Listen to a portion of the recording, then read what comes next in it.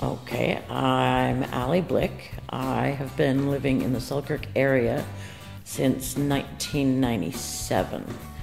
It's been an awesome place to live, great people, but I live in the East Selkirk area, but I work for the school division in Selkirk itself. My name's Jessica, my last name's Ham, and no, Mr. Ham, the principal of Selkirk High School, is not my dad. But I lived in Selkirk, well I lived in St. Andrews, which is just all around Selkirk, from 2005 until 2015, so it's been a year since I lived there, but spent a decade there. I worked at Walmart for the majority of my time there. You probably remember me as Ham from Delhi. Hi, my name's Kenny Waterman. I was born and raised in Selkirk all my life, born in 1965. And I'm 51 now, and I've never left the town. It's been great to me. It's a good little town. City now, I guess.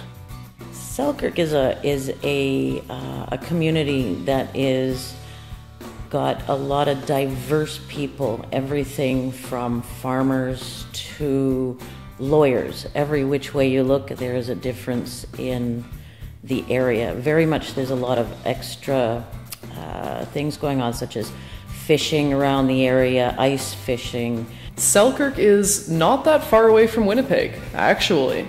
There's a few highways you can take to get up there. It doesn't take that long. And it's got a lot of the things that the city has to offer as well. It is a city now, with population-wise, but it has a small town mentality still. Like, it's still, town.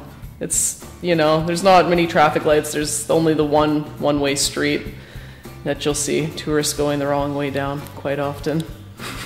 They have the rodeo going on in Selkirk. That draws a ton of people. There's a whole bunch of new stuff that's going on that gets people to come to Selkirk, want to be in Selkirk and not want to go to the city as much. You're coming from Main Street, you go to Eveline, it's one way, you just go towards the river, but tourists all the time. You can always tell who's not from Selkirk. Selkirk, Manitoba is a little hidden gem of a city, smack dab in the middle of Manitoba. Was that a concern over the years? Not really.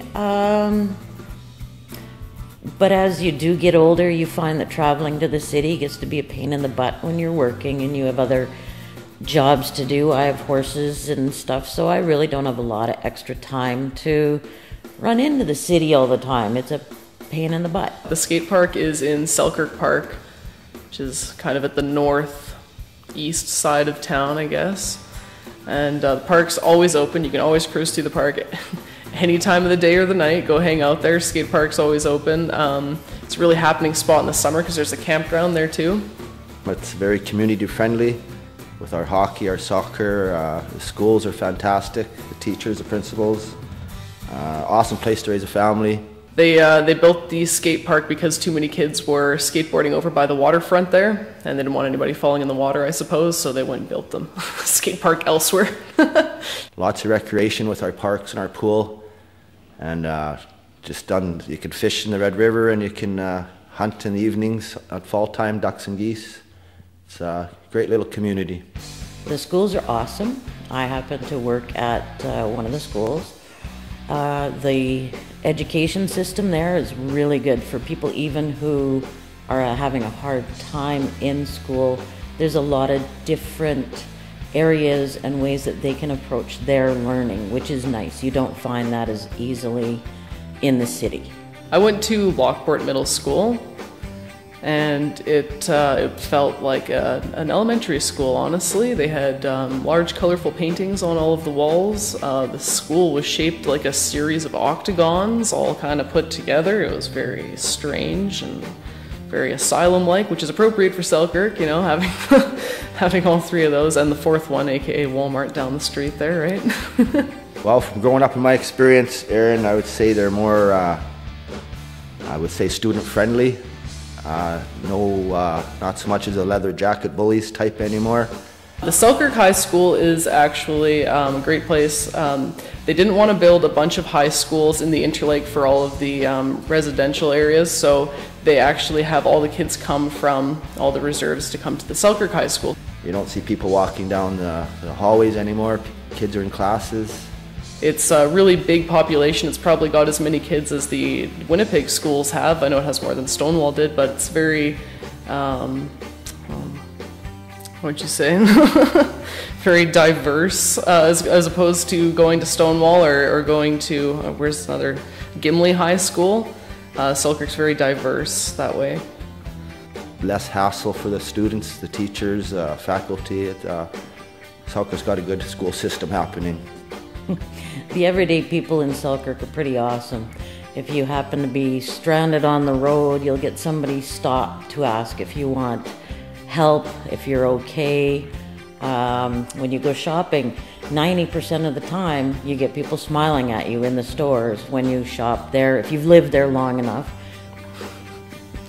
There's some real characters in Selkirk.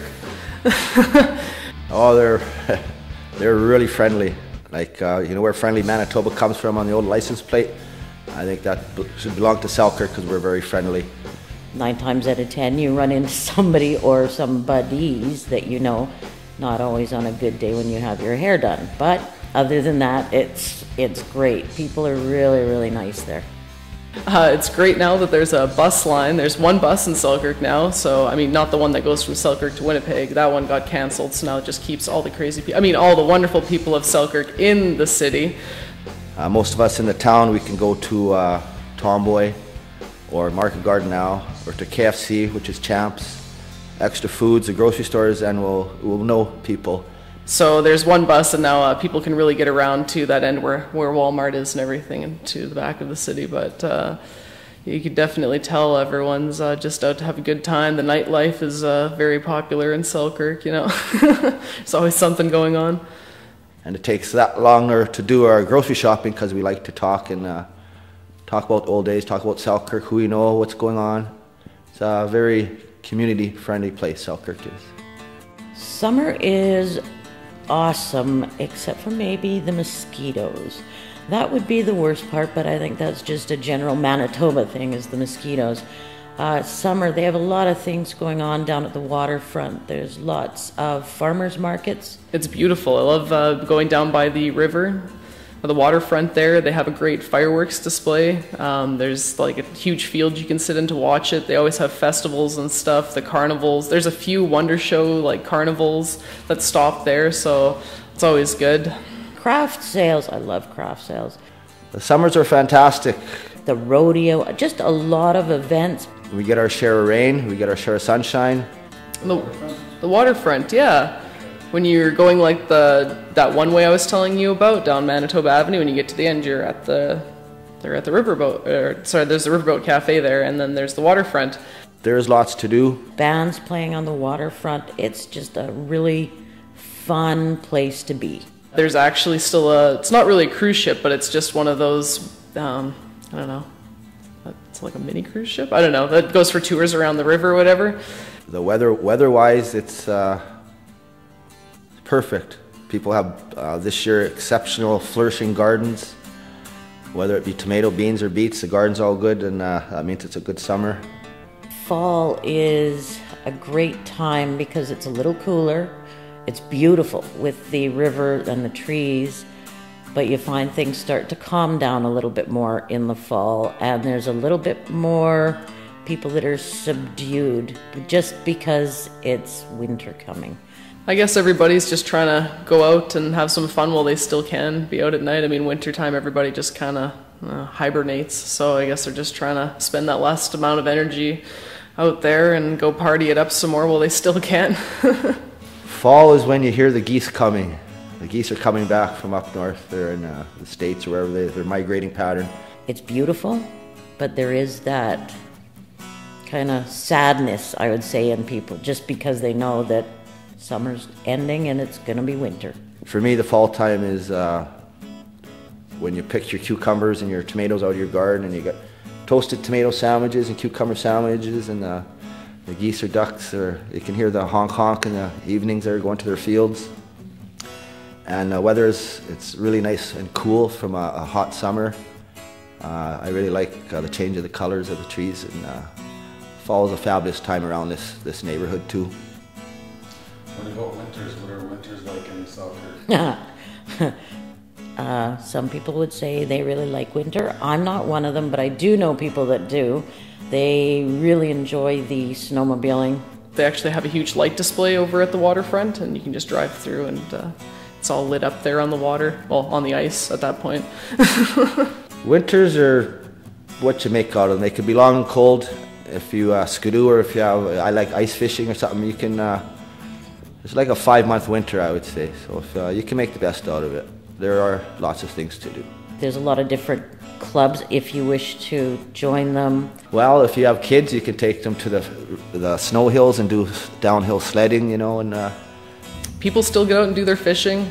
Fishing's probably even more popular in the winter, I feel like, with the ice fishing. Tons of people hanging out on the water there. Ice fishing is huge in Selkirk. It's kind of a really neat thing to go down by the water, whether it's by Highway 4 or by the little bridge, and see all the shacks. It looks like a mini village on the river. It's you'll hear a lot of people going, yeah, I'm going ice fishing. It's pretty awesome. A lot of ice fishing, snowmobiling. It's super cool. Like when you're going through the city and you drive by the river, it's just like a big empty snowbank. It's just like a big white trail. How many shacks do you usually see on the river? Oh my goodness, it depends on where you are, and I think where the fish would be, you could actually probably at any one spot see about 50 of them. It looks like a tiny little village in itself. I keep thinking, wow, could you actually maybe put up a temporary store down there that would work? But then when you go through Selkirk, there's like all these vehicles and little huts and stuff like all set up, and you can see lots of people, lots of action happening out there. And it's awesome to drive by. I mean, it's dangerous because it's all slippery on the highway. You're trying to, you know, look out the window, but... Whatever comes with winter, we're pretty resilient around here when it comes to winter. Spring is interesting. Everybody likes spring because it's turning into summer. They're looking forwards to it. But the most spectacular thing is the ice breakup on the Red River. It's fantastic. You can get the huge, jagged pieces of ice that come up on shore. You get to see that. Of course, the one road is always happened to flood over, which isn't so fun because getting into Selkirk now takes you an extra 10 minutes. There's a lot of water. It's fun. Springtime is actually a really cool time in Selkirk because when you drive down River Road, which runs alongside the Red River, you can actually watch the ice like melt. Like you'll be able to tell it starts at the city and it makes its way back. And springs are wet and slushy, especially from March, April to beginning of May. Yeah, you don't wear suede runner shoes because your socks will run the dye out. It's a wet and sloppy season, the springs. It is a most spectacular thing to see. Not only that, but to see the amphibics going out, drilling holes in the ice in the spring. It's cool to see how far this ice block gets, and eventually it makes its way over to East Selkirk, and that's usually where there's some issues, and East Selkirk ends up flooding every spring, so the little Blue Bridge is totally inaccessible. The flooding, we made a lot of headway with the dike along the golf course. That was the main disaster point. The golf course would flood every year, right to the tops of the roofs of the buildings. One year we really got it where the dikes broke and that, but they did a lot of investment and restructuring, and I don't think we'll have to worry about any flooding anymore. 9 times out of 10 you will happen to see a few ice shacks that end up going into the river because they didn't get them off in time, but oops. The flooding down Breezy Point, we got those ice whackers there. I forget what they call them, but they're like a big draught on pontoons, and they float in the ice breakers, and they seem to work really well. So I seen them try dynamite and drill holes, and that never worked. We'd always have ice jams. Right, when you're leaving Selkirk, basically, right at the very south end, right when you go by 7-Eleven and you're about to go back to Winnipeg, if you get caught in a downpour there, the road is just a river there. Like, it's insane. Right from Lockport on, anybody down the river was never all that safe. Worse on Breezy Point, because that was a floodplain. I don't know why the government let people sold that or why they bought it there on a floodplain anyway, but it seems to be really good now. The people are awesome. Working in the schools, the kids and the school system is really, really good. The kids are awesome. I really, really like the kids that are there. 90% of them are really respectful, and they have a lot more tolerance to elderly people, older people, which is nice. You don't get a lot of that in the city. Best thing about living in Selkirk is that you have all the amenities of living in the city, but you don't have all the noise, you don't have all the traffic. Yeah, I would say the people. The best thing about Selkirk would be the community at large, just the pleasant people you meet each day, and how many people can you say, you know what, I still hang out with my kindergarten friend, which I do, my best friends, I had them since kindergarten.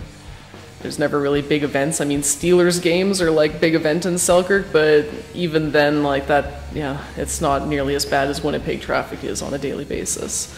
The beauty of it and the changing nature of Selkirk is beautiful. The family, the support, the resources you have if you do have troubles, people stand behind you. The churches are fantastic in Selkirk. They are really, really helpful. And watching it change to become a larger city from being a town from when I moved there, that's really interesting, and it's making things much more able so I don't have to come to the city. Not a bad thing. I don't know, I can't say enough, but it's a great, great community to be part of. There's always something going on in Selkirk. There's a new tea store in town, which is pretty awesome. You can get everything. There's a motorcycle store, two Tim Hortons, Walmart, Sport Check. You can get pretty much everything. Canadian Tire. You can get almost anything in Selkirk now. Really, I mean, we've got the Walmart now. Home Hardware. Before, there was only the East Main Street drag with the Marshall's and SOS, and then we got bigger. We got our Walmart, we got our Canadian Tire, we got our Mark's Work Warehouse, our Staples. 3 different grocery stores.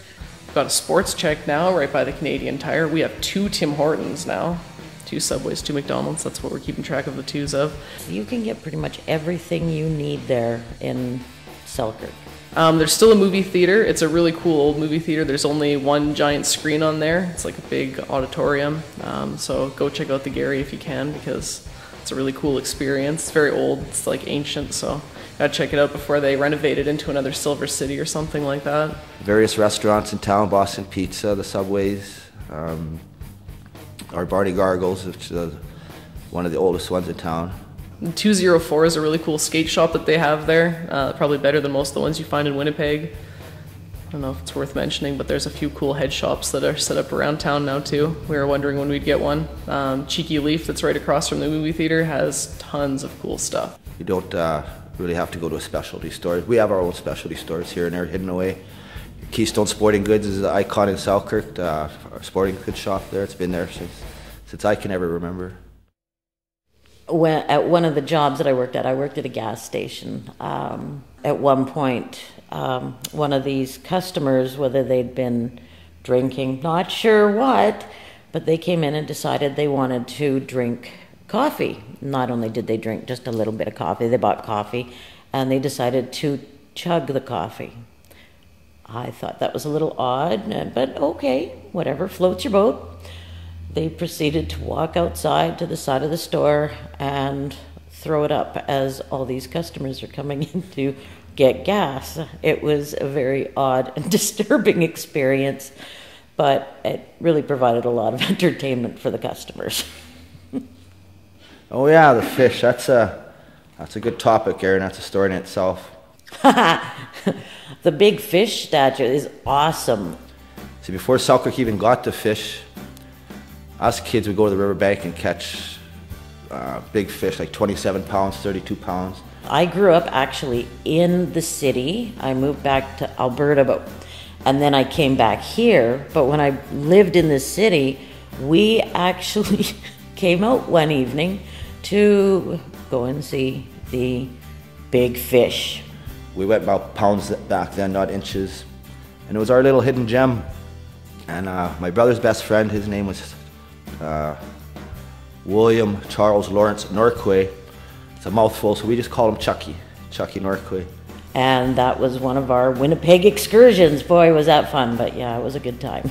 And they would fish hard. He lived for fishing, Chucky did. And one day he wrote a letter to Babe Winkleman, which is a famous pro angler from the pro circuit for fishing. And he sent him some pictures about fishing in Selkirk for catfish. And he's got a name, does he not? Is it not Chuck, I do believe? Is it Chuck the catfish or Charlie the catfish? I'm not sure. And, you know, a couple of weeks, 6 weeks I went by, and Chucky got a phone call and a letter from the world famous Babe Winkleman. And sure enough, he was willing to come and do a show as Chucky's guide and catch fish, channel cats in the Selkirk. So anyway, that's said and done. Chucky got a half-hour film done on Babe Winkleman's show. And what Babe Winkleman did, he brought out a map of Canada, showed where Manitoba was, showed where Selkirk was, and circled Selkirk on the map, and showed all these catfish were. So he actually put us on the capital, on the map to be the world capital of catfish fishing. Anyways, I guess that was in '93 or what. Anyway, a year went by maybe, and Chucky took guiding by himself to take these took people out.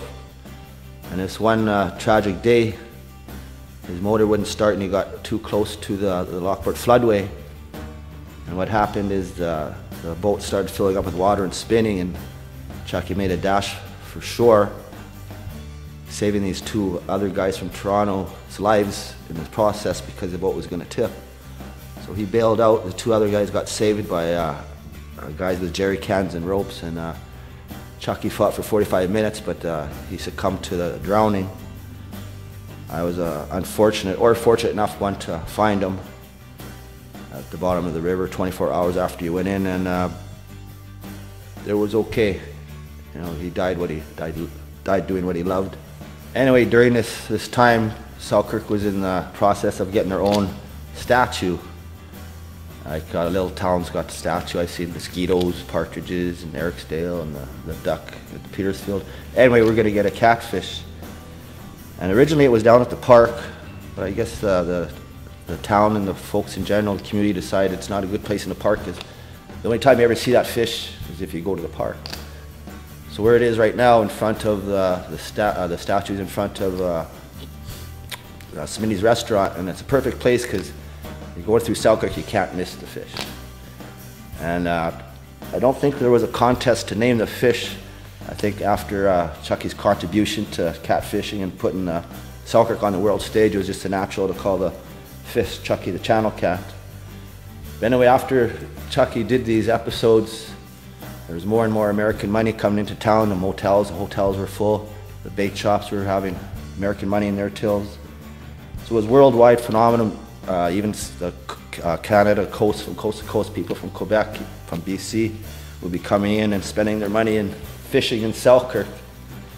But anyway, to do a little recap, Aaron, I just want to show our viewers Chucky the channel cat, a little face to the name of the fish. This is Chucky. If you get in there. Yeah, I can get it. Yeah. So that is the fella that the fish is named after, Aaron. Yeah. And I have a little scrapbook. We won't go through it, but that was his obituary that when he drowned. And all this is about him and what a great guy he was, and how he helped the community and boosted the community with his fishing. What was his name again? His name is Chucky Northway.